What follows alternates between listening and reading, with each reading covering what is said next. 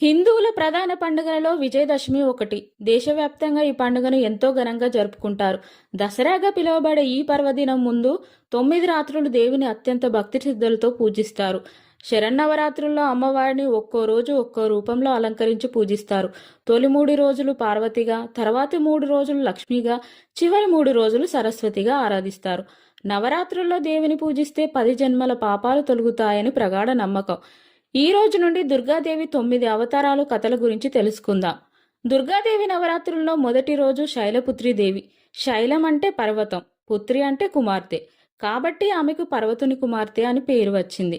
శైలపుత్రి దేవి కథ. మునుపు శైలపుత్రి దేవి సతీదేవి రూపంలో పుట్టింది. ఆమె దక్ష ప్రజాపతి కుమార్తె. సతీ చిన్నప్పటి నుంచే శివుని భక్తితో పెరిగిన తర్వాత ఆమెకు శివుడితో వివాహం జరిగింది. ఒకసారి దక్షుడు ఒక పెద్ద యజ్ఞం ఏర్పాటు చేశాడు. ఆ యజ్ఞానికి తన అల్లుడైన శివుణ్ణి మాత్రమే పిలవలేదు. దానికి సతి సహించలేకపోయింది. శివుణ్ణి యజ్ఞానికి వెళ్దామని అడిగింది. శివుడు ఒప్పుకోలేదు. పిలువని యజ్ఞానికి వెళ్తే అవమానం ఎదురవుతుందని ఎంత చెప్పినా శివుని మాట వినకుండా సతీదేవి ఒక్కతే తన తండ్రి యజ్ఞానికి వెళ్ళింది. అక్కడ దక్షుడు శివుని గురించి అవమానకరమైన మాటలు అన్నాడు. సతీ తట్టుకోలేక ఇలాంటి అవమానం విన్న తర్వాత నేను ఇక బ్రతకలేను అంటూ అగ్నిలో దహనమయ్యింది. సతీ మృతితో శివుడు కోపంతో తాండవం చేసి యజ్ఞాన్ని భస్మం చేశాడు. తర్వాత శివుడు విరహంతో అరణ్యంలో సంచరించాడు. తర్వాత జన్మలో సతీదేవి హిమవంతునికి పుట్టి శైలపుత్రి అయింది. హిమవంతుడు పర్వతరాజు కాబట్టి ఆమెను పర్వత కుమార్తెగా పిలుస్తారు.